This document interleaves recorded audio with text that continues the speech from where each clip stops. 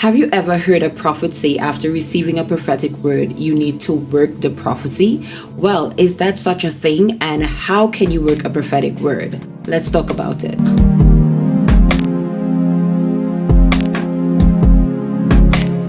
So before I get into the gist of this video, I need to share this, that there was a time in my life I was afraid of prophets. Growing up with a father as a pastor and being in so many different services and seeing the prophetic at work, I was afraid of prophecy, especially when I started dabbling in things I was not supposed to dabble in. Bombastic side eye. I was afraid to be called out. But time would have it now where I hardly see the type of prophecy that I was exposed to in my childhood happening now. All of the prophecies that I've heard now is how much God want to bless you, give you house, car, land. I mean, you name it, the Gucci, the Prada, the Chanel, the Dior.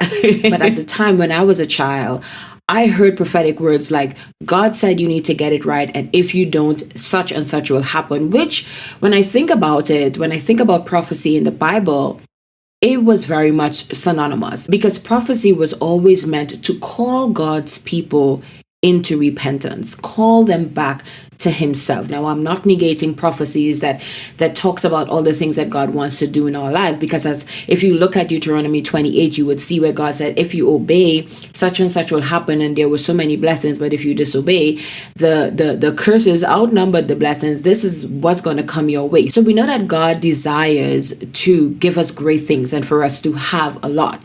And I think because we are living in a time, especially after COVID, where people have been so broken and they're just looking for a means of reassurance and redemption, there has been a preying on the prophetic gifting. So why is prophecy important? Well, firstly, prophecy is important to God.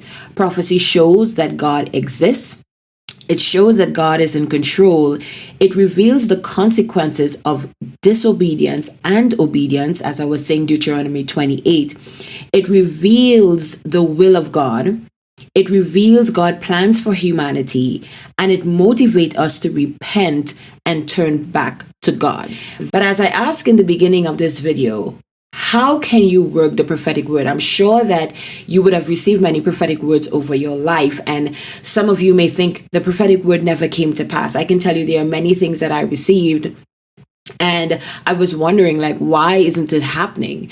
But let's look at an example. If God says that he wants to bless you, and I'm going along the path of getting something. But if God says he wants to bless you with a car supernaturally, you know that you don't have the finances to do it, but God has indicated that he wants to bless you with a car. Will you just sit and do nothing about it? Or will you begin to step out in faith and go to showrooms and look at different cars and begin to pray on that situation, write it down, pray about it, fast about it, and seek God's face about it? What will you do? Well, the correct answer will be to do the latter, which will be to pray about it, fast about it, go out to the showrooms, look at it, say, God, you said you'd bless me to car. This is the type of vehicle that I want. So I'm coming to you with much faith, expecting you to do what you said you will do. In 1 Timothy chapter 1, verse 18, we see that Paul said to Timothy, this charge I commit to you, son Timothy, according to the prophecies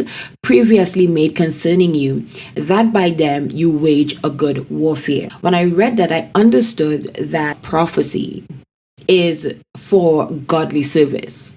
Prophecy is not for personal gain. Prophecy is for godly service. We know that later on in 1 Timothy chapter 6, Paul also talks about fighting the good fight of faith. So when you receive a prophetic word, to answer the first question that I asked, you have to work that prophecy. But what are you working that prophecy for? You are working that prophecy for the uplifting of the kingdom of God, for the betterment of the body of Christ. You are not working that prophecy for your gain. Yes, you will gain from that prophecy. You will gain. Let's say God has called you into business. Of course, you're going to gain from business. Of course, you're going to get a monetary return. But the aim of that business is not for monetary return. The aim of that business is so that the name of God can be glorified and that you can make impact for the kingdom of Christ in whatever sphere that you've been placed in. So when you receive a prophetic word, It is your duty and it is my duty to put that work into action. Recently, I was listening to one of the pastors at our church, and he said something that I never really thought about doing. When him and his wife received a prophetic word, they wrote out everything and they began to pray about each thing that was said. And so I want to encourage you that you may be thinking, I've gotten so many prophetic words spoken over my life and I've never seen one come to pass, or I have not seen the majority of what I've been told come to pass. Could it be that you are withholding those things from coming to pass because you are not waging a good warfare? Again, prophetic words spoken into your life is for godly service and not for personal gain. Everything that we do must be done unto God. It doesn't matter what we do. It doesn't matter if you're a nail tech, if you're a lash person, if you do eyebrows, if you're into fashion, or if you're in the corporate world. Whatever you do, you must do it as unto God.